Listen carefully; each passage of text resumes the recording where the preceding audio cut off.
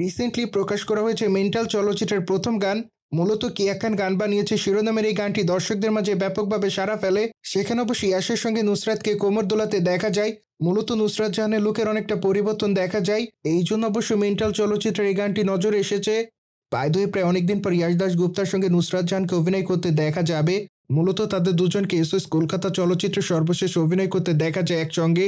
কিন্তু মাত্র কয়েকদিন আগে তারা শিকার শিরোনামে নতুন একটি চলচ্চিত্রের শুটিংয়ের কাজ শেষ করেন। কিন্তু বর্তমানে চলচ্চিত্রটি আছে মুক্তির অপেক্ষায়। কবে অবশ্য চলচ্চিত্রটি রিলিজ দেওয়া হবে সেটি অবশ্য এখনো জানা যায়নি। By the way, Nusrat Jahan Kolkata Bangla চলচ্চিত্রের প্রথম সারির একজন নায়িকা। মোরওভার এই তারকা তার অনুরাগীদের বেশ কিছু চলচ্চিত্র উপহার দিয়েছেন। সেখানে অবশ্য তার অভিনয় তার অনুরাগীদের কাছে ভালো লেগেছে, এই জন্য অবশ্য অল্প সময় দর্শকদের মাঝে নজরে আসেন এই তারকা।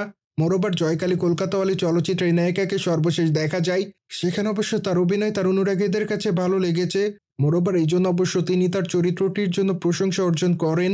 অন্যদিকে বর্তমানে ইয়াশ দাশগুপ্তা কলকাতা বাংলা চলচ্চিত্রে আলোচিত একজন নায়ক। মোরওভার এই তারকা তার কেরিয়ারে বেশ কিছু চলচ্চিত্র উপহার দিয়েছেন তিনি তার অনুরাগীদের। সেখানে অবশ্য তার অভিনয় তার অনুরাগীদের কাছে ভালো লেগেছে।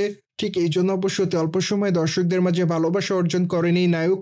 অন্যদিকে ইয়ারিয়ান 2 চলচ্চিত্রে ইয়াশকে সর্বশেষ অভিনয় করতে দেখা যায়। সেখানে অবশ্য তার অভিনয় তার অনুরাগীদের কাছে ভালো লেগেছে। মোরওভার এই জন্য অবশ্য তিনি তার চরিত্রটির জন্য আলোচনায় রয়েছেন। সুতরাং জেনে তো নিলেন, মেন্টাল চলচ্চিত্রের প্রথম গান উন্মোচন করা হয়েছে। মোরওভার এই বিষয়টি নিয়ে কোনো মতামত থাকলে কমেন্ট বক্সে জানাতে ভুলবেন না। বাই দ্য ওয়ে, চ্যানেলটিকে সাবস্ক্রাইব করে আমাদের সাথেই থাকুন আপকামিং আপডেট জানার জন্য।